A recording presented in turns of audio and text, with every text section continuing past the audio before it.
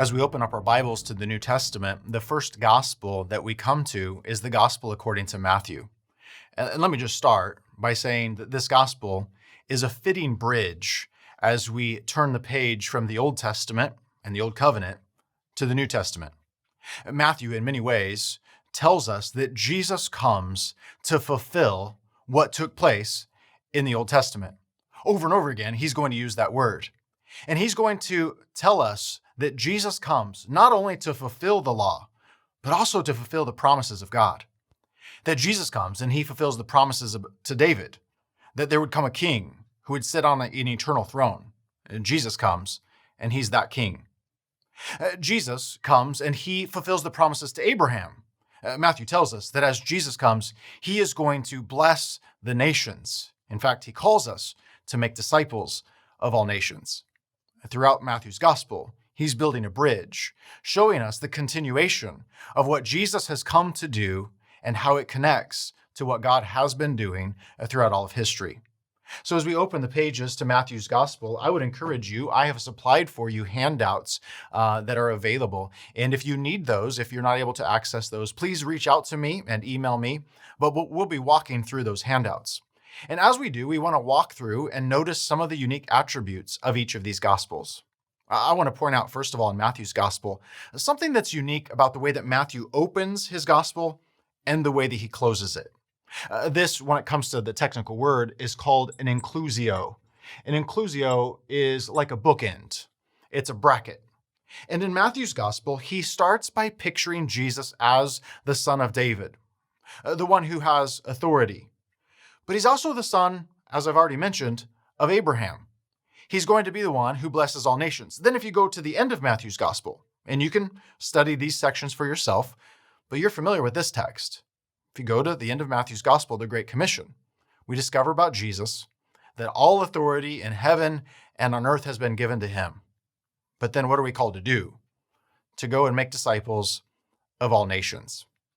So right at the very beginning, and then at the very conclusion of Matthew's gospel, we have this conclusio that says Jesus is fulfilling the promise of David and fulfilling the promise of Abraham. Jesus is, in many ways, the messianic king that was promised all along.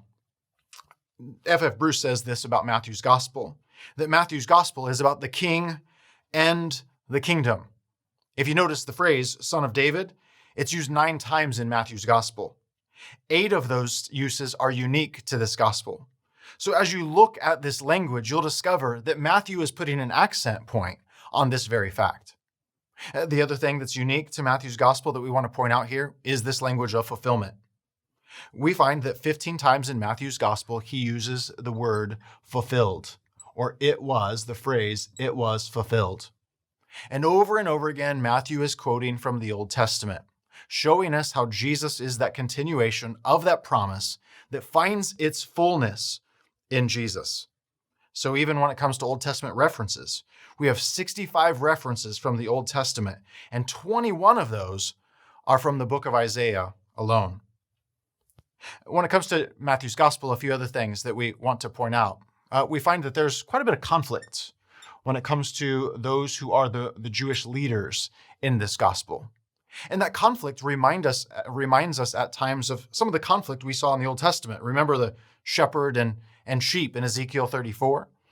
Jesus comes and he's the fulfillment of what these leaders should have been for God's people all along. He is the new David. He is the shepherd of the sheep. And so as Jesus comes and he reigns, you would expect him to be the ultimate picture of what these leaders should have been all along. So we find this conflict that takes place between Jesus and the Jewish leaders, but it's not just with them, because Jesus is coming to establish a kingdom, and that puts him in conflict with Rome as well. And so this conflict with not only the Jewish leaders is also a conflict that leads to the place where we come to Jesus' trials. And throughout the narrative, we'll discover that this conflict builds up to the place where we have Jesus on trial before both groups of leaders. A couple other facts that are interesting about Matthew's perspective of Jesus is that he pictures Jesus not only as David and the promise of Abraham, but he also pictures Jesus as a new Moses, or the fullness of Moses, the teacher.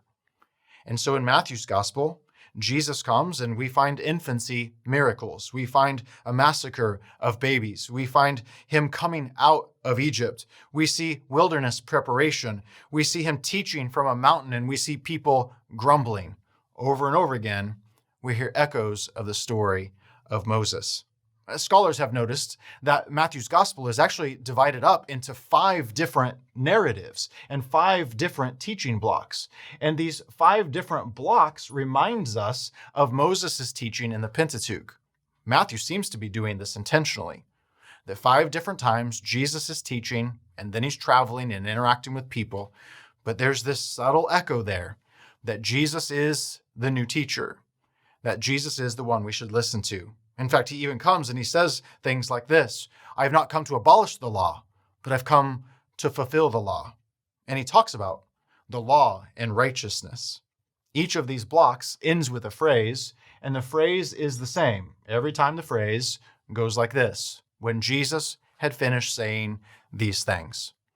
So as you study Matthew's gospel, my hope is that we're driving through some familiar territory, but perhaps there's some new things to pay attention to that Matthew is trying to communicate for us. Here's one of my favorite things when it comes to the connection to Moses.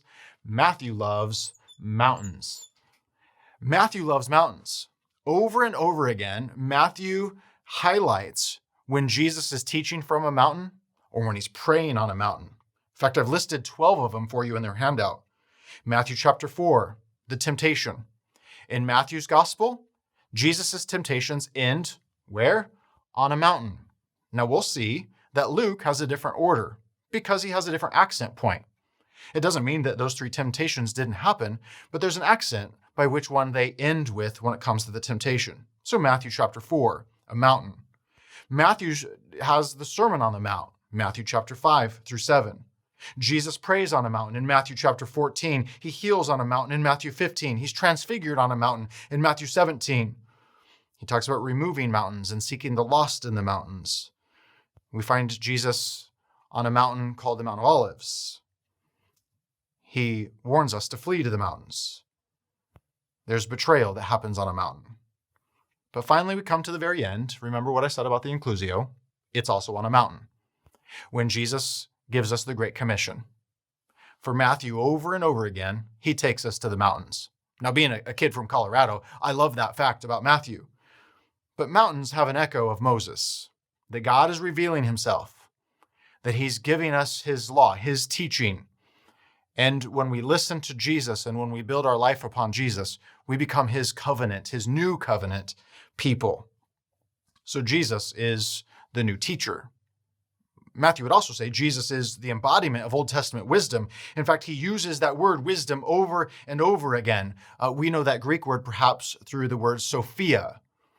And so this wisdom word, wisdom or wise or prudent, happens over and over again. Jonathan Pennington says Jesus is pictured as the great philosopher.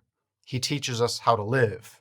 Matthew 12:42, one greater than Solomon is here. Matthew 7:24. Build your life on this teaching. The wise person listens to the teaching of Jesus and builds their life upon that rock. So these are all attributes of Matthew to pay attention to, maybe because of Matthew's background. Matthew, the tax collector, we wouldn't be surprised to discover this. Matthew seems to have an emphasis of money. There are some unique passages. Chapter 17, verse 24 through 27. Chapter 18, where Matthew highlights a story that directly deals with money. Maybe Matthew, the tax collector, has learned a few things from following Jesus as well. All of this brings us to that conclusion we find in Matthew, that Jesus is who he claims to be, that he is the Son of God, the Son of David, the one who comes and fulfills all of these promises in the Old Testament. That Jesus comes with authority. And yes, it causes him to have conflict with these leaders, but he comes to fulfill this promise that God wants to be with you. I love the Christmas story. but also the conclusion to this story. Jesus comes as the Emmanuel, but as he leaves, he promises, "Go and make disciples, and I'll be with you always, even till the very end of the age." So as you sit down at the feet of Jesus, and as you listen to Matthew's account, as you study what he wants to teach us about Jesus, maybe take a drive down some familiar roads, notice some new aspects, some new points of communication.